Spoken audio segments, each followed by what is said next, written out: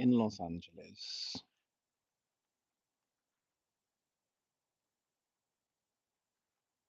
I chose this hotel because free breakfast, the accommodations are somewhat nice, even though I got the worst room. The accommodations are nice. Maybe it's just a timing thing, whatever. But I have my PTSD from military sexual trauma, so everything is a drama. It's a chore. It's just soul draining. Today, I went for breakfast, gathered all my things. Just as I'm about to fucking sit down, somebody comes in. Now, the arrangement for this particular hotel, it's not a grab and go sort of situation. It's a continental breakfast, which is slightly different, but it's not a big open space. It's a little itty bitty room, mostly because I think it's winter somewhere around here. So I get it. I get it to a certain degree, but the door is locked. Like the only way to, access this is to to be a guest here, which shouldn't bother me whatsoever. But today I sat down and a woman was in the room. Now she's a guest, so she's entitled to just do whatever the fuck she wants except for talk to me. And I'm freaking out. I'm freaking out because I've had nothing but issues with women on the West Coast. On the East Coast, for the most part, women never wanted to talk to me. Just never.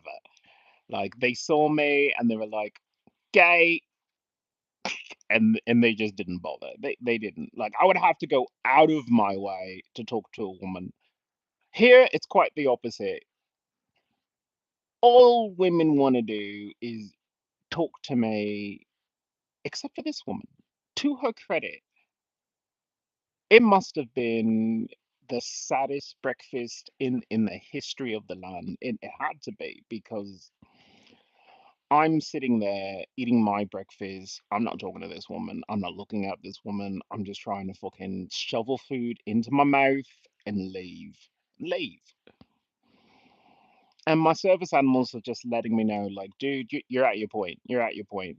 Drop the food, let's go. Drop the food, let's go. And that's what I did because I listened to my service animals. My service animals said, dude, you think you're brave. You just can't handle this right now. It's okay. It's okay. Leave. So we went outside and I realized that this was what I wanted. Not to be in a locked room with a woman. That is definitely not what I wanted. But what I wanted, oh, I can't even say this. What I wanted was to just be left alone. And that's exactly what happened here. This is the one time where things just happened. Life went by.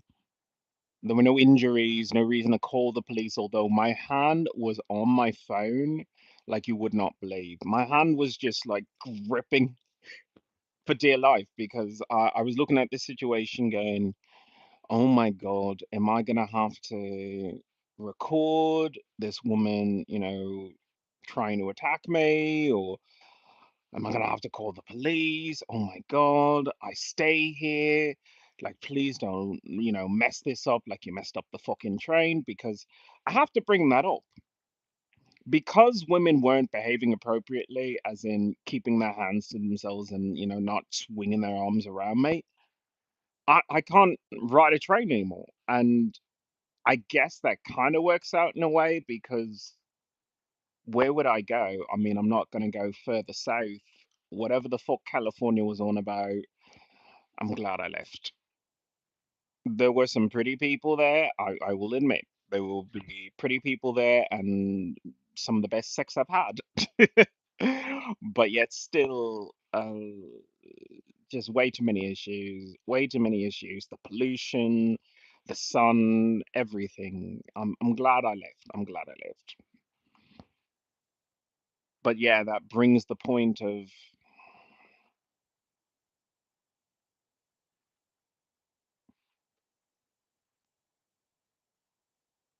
there's just not a lot of places to go now.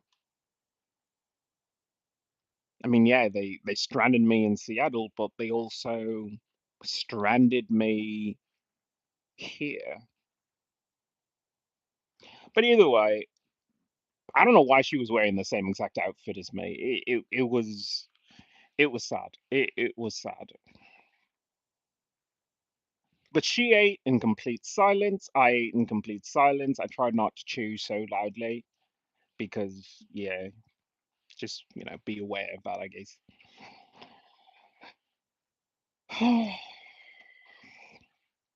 But somehow I got through it. Somehow I got through it. We just both accepted that this was going to be a silent breakfast. We didn't have to say good morning to each other. We didn't have to force it. I hate that the people here try and force it on you as a way to say, are you a good person? I'm walking by you. Are you a good person? Good morning. If you don't say good morning, then you're not a good person, and I feel scared. That's the attitude. It's so fucking transparent. It's never the genuine good morning. It's never that. It's good morning. Say it back. Say it back now. Say it. Which, it didn't happen today. So despite the most nerve-wracking 10 minutes of my life, I got through it. I got through it.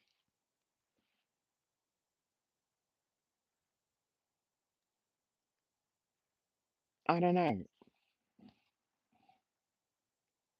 I mean, I don't want this to be my life, locked rooms with women in it, but mm, if they behave like that, then maybe it's not that bad. That's the problem with my PTSD.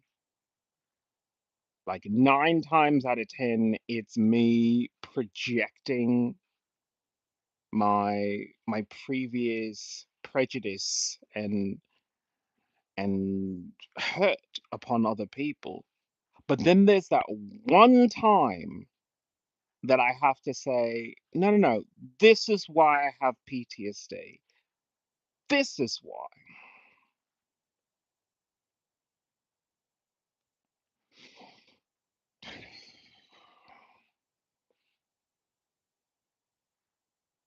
Today's a day for calm. Today's a day to relax and maybe think about the future. Maybe think about where things go after this because I'm being pushed to settle down somewhere because they don't like the idea of veterans gone wild. I complain about the girls gone wild, but I understand that, the whole veterans gone wild thing, yeah. Because nobody likes to see a disabled person travel, experience the world. It's your handicap. Get back fucking inside, you gimp. It's that kind of attitude. So I guess I have to look for some sort of place and I don't know, batten down the hatches. Like I've seen all I want to see. You know, there are people who want to travel, see all of America, see all the world. I guess I don't. I don't. I thought I did at some point, but with all that I've experienced of travel, I look forward to just cold, lumpy oatmeal the boring things in life.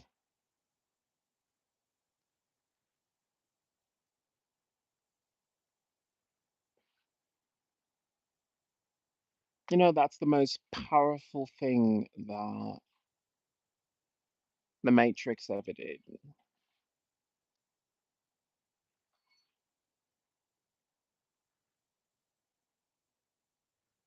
When I saw the scene of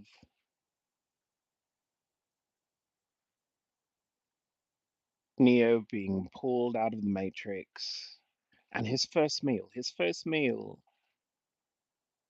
is nothing but oatmeal.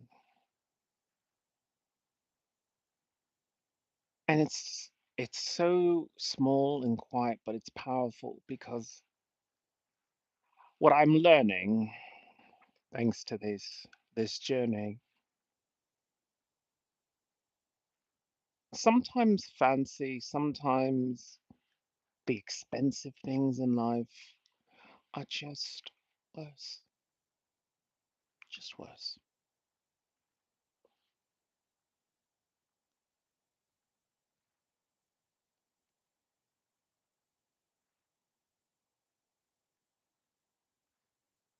He ate the oatmeal and it probably doesn't taste good. It looks unappetizing. It's ugly food. But maybe it nourishes you. Maybe it strengthens your body. Maybe it gives you energy and balances you, gives you power to fight off disease and keep your mind sharp. That ugly food does that.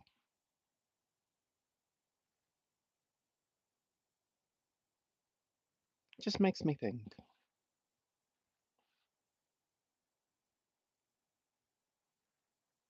Moving forward with my life, I'm gonna have to shed several amenities and fancy things, but I'll gain so much. I'll gain from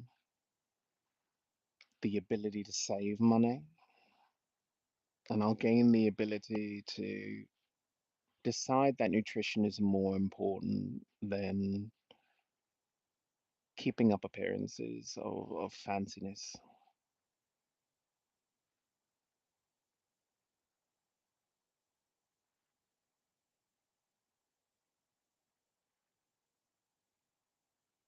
Your health is one thing that you can't buy back. You have to put your foot in the sand and make your stand and say, this is what I allow in my body, and there are some things that you just don't. When I was younger, I mean, obviously, you had food. People, say this is food, and you just go with it. Now, I have to say, being a tad discerning,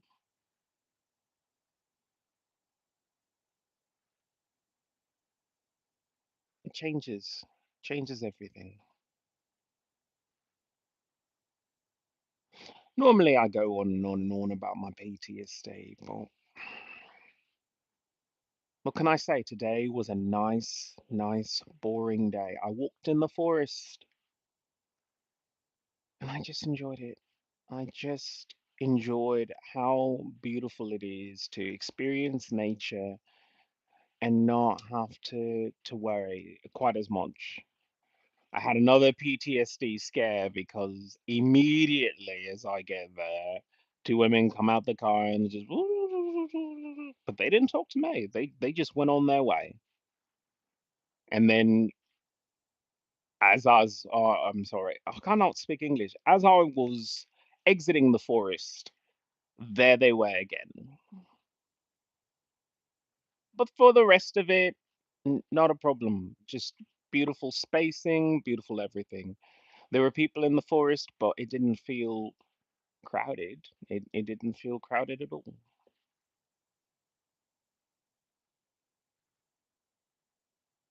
I guess that's nice. Of course, it was blisteringly cold. My hands are still fucking tingling from how cold it was. That was hours ago. I really have to invest in some proper gloves. But either way,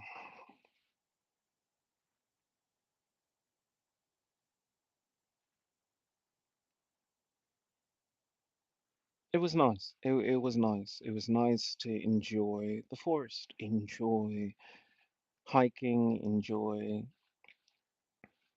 watching birds and squirrels, and the birds and squirrels not being afraid of people.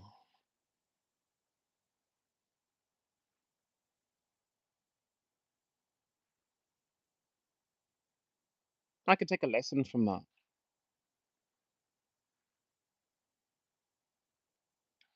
Be wary of people, but don't be afraid.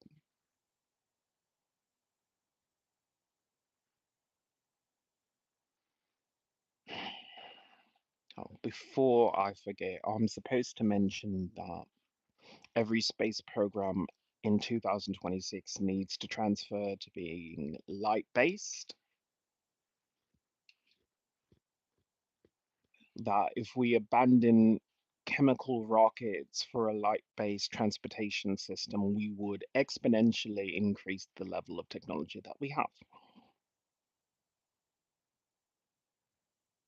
When I refer to light based technology, I'm referring to things like this: using a radio or television signal to transfer data instead of matter. Sometimes that's more important. We keep talking about Mars doesn't have an atmosphere, the moon doesn't have an atmosphere. Oh, the gravity will wreak havoc on your bones.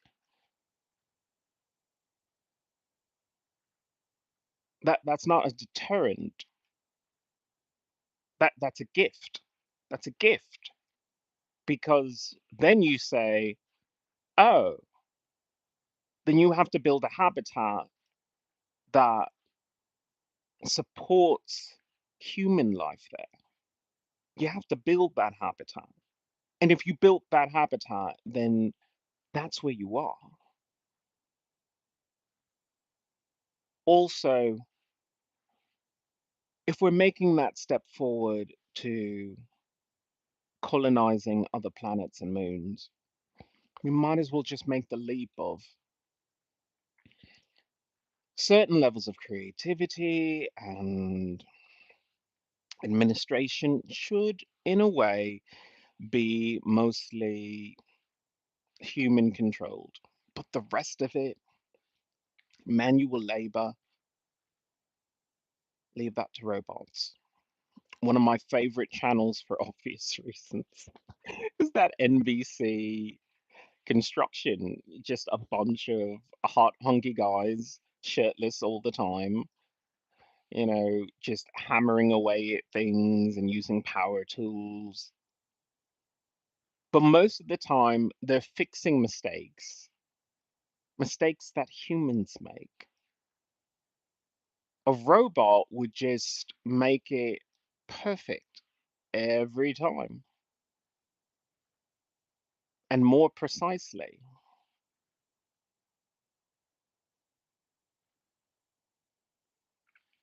I mean, every mistake that they make and then repair does make it stronger in a way because you have that much more reinforcement,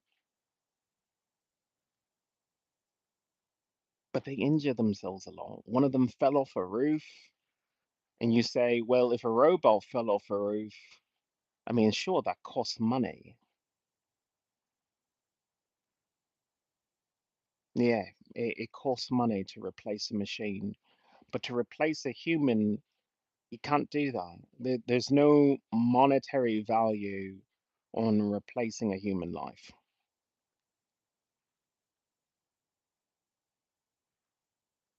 So value humans a little bit higher. Start that Mars habitat with just robots. Robots that you could say, you know what?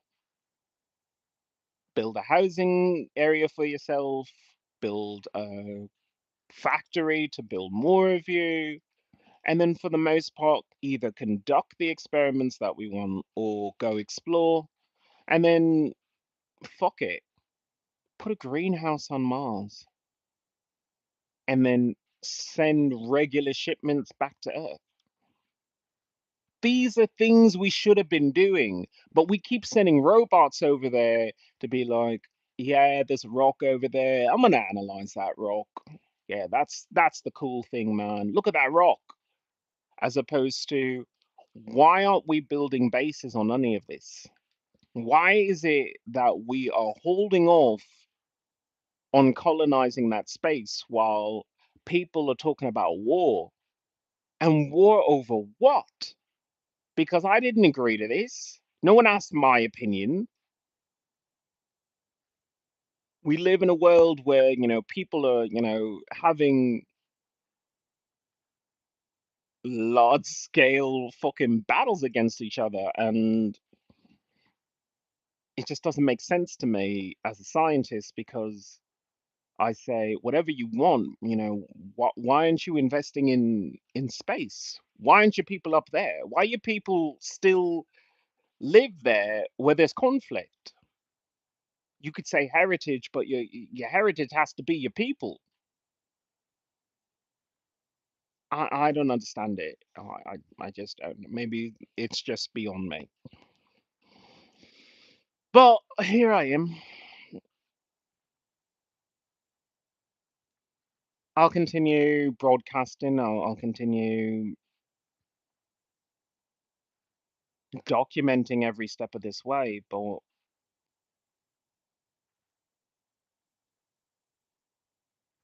I guess I either have to shift to being a homebody or I have to make a hard turn toward being the mutant ambassador, which I really want to be. Because every single country on this planet is hurting right now. Hurting because nobody's talking to their own people. I mean, yeah, I have PTSD and I'm a bit of a snob, so it's a little hard for me. It really is. But the idea of happiness being a public good, nutrition being a public good, access to medical care being a public good, access to housing being a public good. These are fundamentals that we need to evaluate and meet. We need to start telling the homeless population there's a lot of land throughout these countries. Do you really want to squat in the city, or can we shift some of you to ownership of your own land, ownership of your own farm?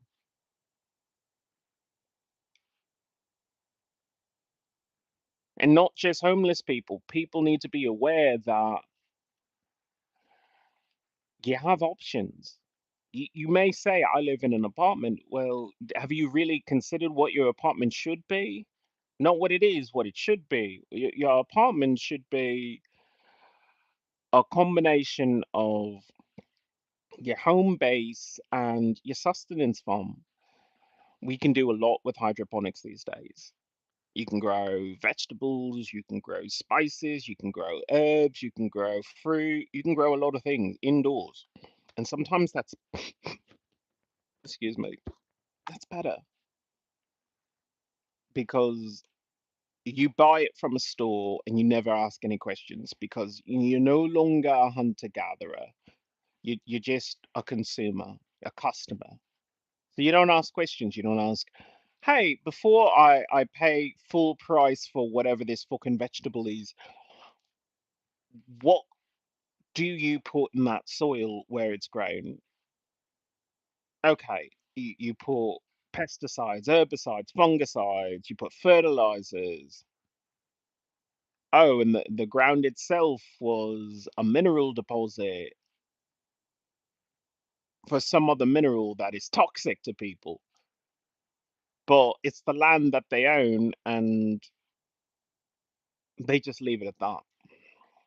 They're not going to ask any questions. They're not going to have the FDA do reports. The FDA is a wonderful institution, that sets some rules, sets some, some fundamentals down, but it doesn't go far enough. It doesn't go into these farms and say, hey, you have to sell this to people and they have to trust it. So, what do you have here? Is your food trustworthy for your customers? At least in California, they have that Proposition 65, which is you have to disclose. Okay. So you told me you have cadmium or lead in your soil. Now I have to, as a consumer, make a decision of, do I purchase this now knowing this information, or do I not? It's never, okay, well, if you want me to purchase that, then you have to change where you grow. You have to change how you grow your foods.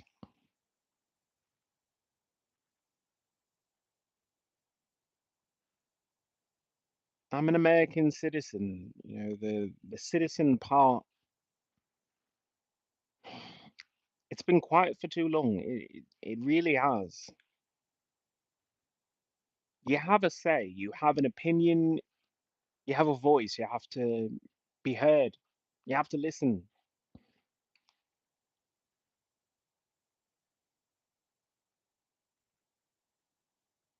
The world needs heroes.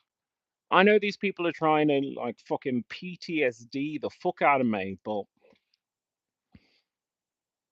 you need a hero right now. You need more resilience in these people because this is class warfare. It really is. It's class warfare against anyone and everyone, including the rich. The rich eat these foods too. And they don't ask any questions because when you're rich, you say if you need to go to the doctor, you go to the doctor. But when you're poor,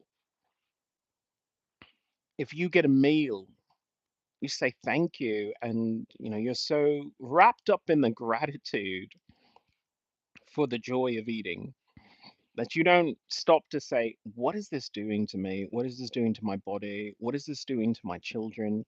Will they be able to reach an old age if they eat this? I look at Linda Carter, and Wonder Woman is 99.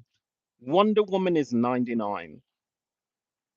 If that doesn't tell you that there are levels to nutrition, there are levels to how you manage your life, how you spend your life,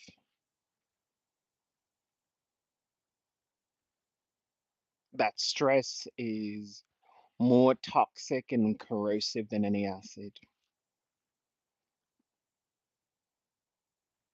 That is it. Happy birthday, Linda Carter. Happy birthday. I grew up on Wonder Woman, so yeah, it's amazing to hear. It's amazing to hear that she's still around and enjoying. And by the way, she took a picture too. She had to, and she looked gorgeous, absolutely gorgeous. It just makes you think quality of life. You can have money, you can have friends, you can have a family, but if the quality of your life is in any way diminished, what are you going to do about it?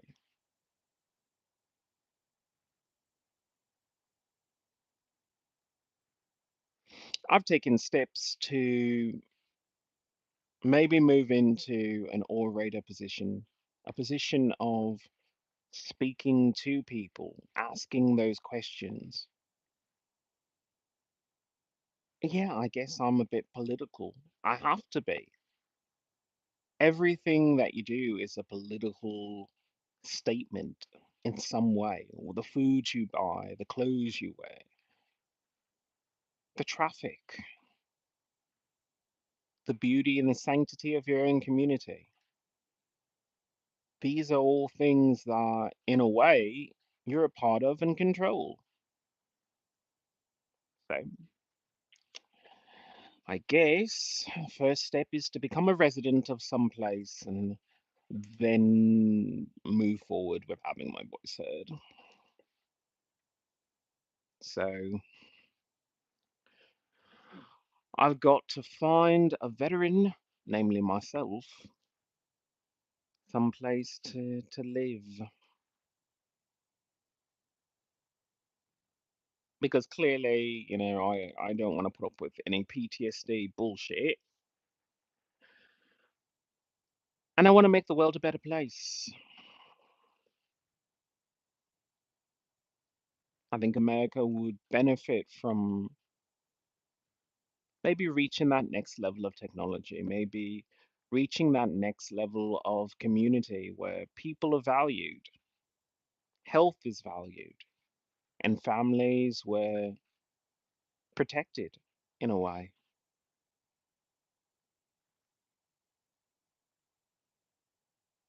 The way that we live our lives just gets in the way of happiness.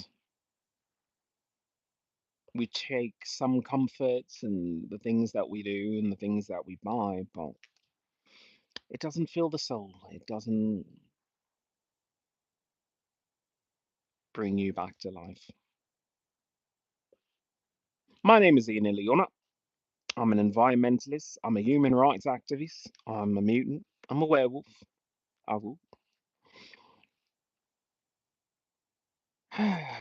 Some good news. I might somehow, by the skin of my fucking teeth, put a roof over my head for a little while longer.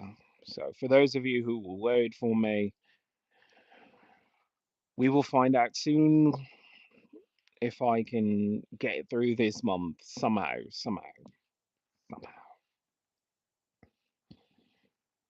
I hope to see you on the next podcast.